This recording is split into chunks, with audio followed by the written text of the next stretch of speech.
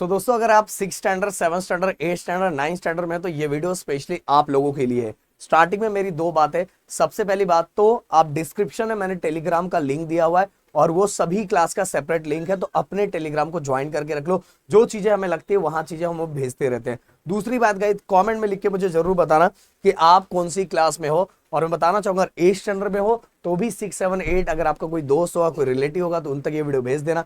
अगर 9 स्टैंडर्ड में हो तो भी 6, 7, 8 के बच्चों को भेज देना। और अगर 6 में हो तो 7, 8, 9 बड़े भाई लोगों को भेज देना, बड़े बहन लोगों को भेज देना, जिससे आप किसी न किसी की एक मदद कर पाओगे यूनिट टेस्ट के लिए। और एक और चीज क्वेश्चन मैं पूछूंगा कि आपके यूनिट टेस्ट का टाइम टेबल आ चुका है? अगर आ गया है तो कब कब कौन सा एग्जाम है और कितने चैप्टर आ रहे हैं, जरूर कमेंट बॉक्स में लिखना। और अगर नहीं आया है तो भी कमेंट बॉक्स में लिख के मुझे बताना, जिससे मैं मैं पूरी चीजें एनालाइज करके आप लोगों की बहुत हेल्प कर पाऊंगा। तो ये चीजें जो मैंने बोली है, प्लीज उसको कमेंट बॉक्स में एंड टेलीग्राम जरूर ज्वाइन कर लेना। अगर आप नए हो तो प्लीज चैनल को सब्सक्राइब करके अपना प्यार एंड सपोर्ट दिखा सकते हो। तो गाइस, बात करते हैं कि अगर यूनिट टेस्ट की तैयारी कर रहे हो तो देखो गाइस, आप 6, 7, 8, 9 में देखो, बेसिकली इसके अंदर 8 और 9 के जो बच्चे हैं उन सभी के लिए तो यूनिट टेस्ट में स्कोर करना बहुत ज्यादा इंपॉर्टेंट है। क्योंकि आप सभी को पता है कि पिछले साल तक 7 स्टैंडर्ड तक बच्चों को पास कर दिया जाता था, बट 8 स्टैंडर्ड तक बच्चों को पास कर दिया जाता था। बट अब ऐसा रूल नहीं है। पिछले साल से इस रूल को चेंज कर दिया गया है। अब 8 में भी अगर आपने अच्छा स्कोर नहीं किया तो स्कूल के हाथ में वो चीजें है कि आपको फेल किया जा सकता है। तो 8 और 9 वाले बच्चों के लिए तो ये आने वाला यूनिट टेस्ट बहुत इंपॉर्टेंट होता है। तो मैं यहां बोलूंगा 6 स्टैंडर्ड, 7 स्टैंडर्ड, 8 स्टैंडर्ड और 9 स्टैंडर्ड चारों बच्चों, ये यूनिट टेस्ट देखो। यूनिट टेस्ट में सब्जेक्ट के अंदर चैप्टर बहुत कम होते हैं और चैप्टर बहुत कम होने की वजह से हम उसका बहुत कम टाइम में बहुत अच्छी तरीके से तैयारी करके आगे का जो हमारे सर पे टेंशन आने वाला है ना, उस टेंशन को कम कर सकते हैं।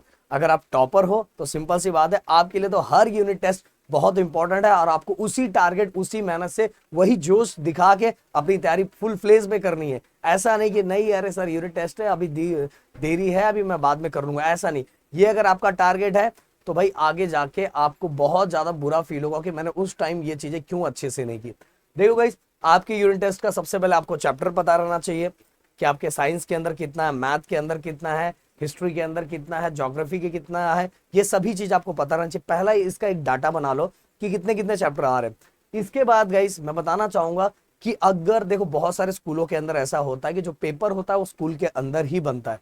ओके, अगर पेपर स्कूल के अंदर बन रहा है तो सिंपल सी बात है, जो टीचर जो क्वेश्चंस बता रही है और या जो ज्यादा पढ़ाने पे जिन चीजों को फोकस कर रही है, इतने तो समझदार आप हो और उन चीजों को आप आराम से कर सकते हो। अगर ऐसा नहीं है और आपके पेपर जो है वो बाहर से बन के आ रहे हैं, जैसे आप जहां हो वहां से कहीं और से पेपर बन के आता है, तो समझ लो आपको थोड़ी एक्स्ट्रा मेहनत करनी है। और थोड़ी एक्स्ट्रा मेहनत में सबसे पहला मेहनत आपको जो टेक्स्ट बुक के जो टेक्सचुअल क्वेश्चन है वो करने हैं। और साथ में गाइस, जो मेन जो मैं अपने बहुत सारे वीडियोस में मैं आपको बताता रहता हूँ, समझाता रहता हूँ, वो वीडियो को देख के और उन क्वेश्चंस की आपको तैयारी करनी है। तो बाहर से आने वाले जो क्वेश्चन पेपर है उन बच्चों को थोड़ा एक्स्ट्रा तैयारी करनी है। और जिन बच्चों का पेपर अगर बन रहा है तो उनको तो वैसी इंडिकेशन मिल जाता है कि किस पे ज्यादा फोकस कर रहा है। अब गाइस, आपके एग्जाम पैटर्न की मैंने बात कर ली कि पहले ये पता लगाना है कि आपका एग्जाम पैटर्न किस वाइज होता है, पेपर बाहर से आता है कि आपके स्कूल के अंदर ही बनता है। इसके बाद गाइस, नेक्स्ट आपको अपना टारगेट डिसाइड करना है। मैं बोल रहा हूँ बहुत सारे बच्चे ऐसे होंगे जो 8 स्टैंडर्ड में होंगे, 8 से 9th में गए होंगे और उनका रिजल्ट, एक मिनट भाई, उनका रिजल्ट ना 8 स्टैंडर्ड के अंदर बिल्कुल गड़बड़ था या बहुत ज्यादा अच्छा था। 9th स्टैंडर्ड में उस रिजल्ट को सोच के स्टडी मत करो, बिल्कुल मत करो। क्योंकि 9th में आके ना बहुत सारी चीजें चेंज हो जाती है मेरे दोस्त। 9th में आने के बाद आपके मैथ के अंदर दो दो बुक हो जाता है, साइंस के अंदर एक ही बुक रहता है, पर वो उसका पैटर्न थोड़ा अलग हो जाता है। फिजिक्स के लिए इतने चैप्टर, केमिस्ट्री के लिए इतने चैप्टर, देन इसके बाद बायो के लिए इतने चैप्टर। आप थोड़ा इधर आ जाओ, बायो के लिए इतने ज्यादा चैप्टर, इतनी सारी चीजें रहती है गाइस आप लोगों के लिए। और साथ में लैंग्वेजेस के अंदर आप देखोगे, लैंग्वेजेस का पैटर्न आपका same to same 10th standard के जैसा होता है। तो आपकी तैयारी भी उस वाइज होनी चाहिए। मैं आपको बताना चाहूंगा कि आपको हर चैप्टर का शॉर्ट्स नोट्स बनाना चाहिए, वन शॉट लेक्चर फटाफट देखना चाहिए, जिससे आपका क्या रिवीजन भी होगा।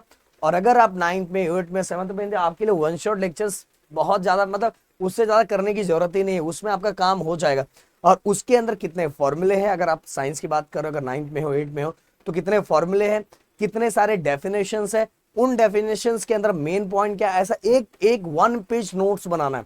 1 पेज नोट्स बनाओगे, जनरली अगर आप देखोगे तो दो दो ही चैप्टर साइंस के अंदर, 2 चैप्टर, 2 या 3 चैप्टर मैथ के अंदर 2 या 3 चैप्टर, इतने ही चैप्टर आएंगे, तो इनका आप एक अच्छा खासा नोट्स बना सकते हो। जितने भी, जैसे अभी एसएसटी है, एसएसटी की चीजों को तो बहुत अच्छे से आप एक पेज पे नोट्स बना, अगर आप बोलोगे तो मैं उससे रिलेटेड वीडियो बना दूंगा कि आपको 1 पेज नोट्स किस तरह से बनाना है, जिससे गाइस आप जब भी रिवीजन करना चाहो वो अगर आप पेज निकालोगे तो एक पेज में आपकी पूरी की पूरी चीजें कंप्लीट हो जाएगी। और लैंग्वेजेस की बात तो करूं तो आप किसी भी क्लास में 6, 7, 8, 9 अपने इस प्लेटफॉर्म पे वन शॉट लैंग्वेजेस का राइटिंग स्किल और ग्रामर बने पड़े हुए हैं। आप लोग बोलोगे कि सर चैप्टर से रिलेटेड भी कुछ चीजें लाओ, तो हम लेके आ जाएंगे, बट गाइस वो राइटिंग स्किल और ग्रामर का आपने देख लिया ना, तो आपका काम खत्म। आप किसी भी क्लास में हो, किसी भी क्लास में हो, आपने वो वन शॉट देख लिया तो आपके लिए वो भरपूर है। ग्रामर और राइटिंग स्किल कभी चेंज नहीं होता, ये मेरी बातें दिमाग में रख लो। इसीलिए आप उसको देख के उसकी प्रैक्टिस कर सकते हो, बट इन सभी के लिए आपको अपना टारगेट बनाना पड़ेगा दोस्तों। अगर टारगेट बनाओगे तो बहुत अच्छा स्कोर करोगे, इसलिए टारगेट और गोल बना के रखो। मैंने बोला कि अगर 8 से 9th में जा रहे हो तो पीछे वाले अगर अच्छा स्कोर या बुरे स्कोर के बारे में आप कुछ मत सोचो। आपका टारगेट है कि इस बार 9th के ना फर्स्ट यूनिट टेस्ट में तेरा भाई फोड़ देगा।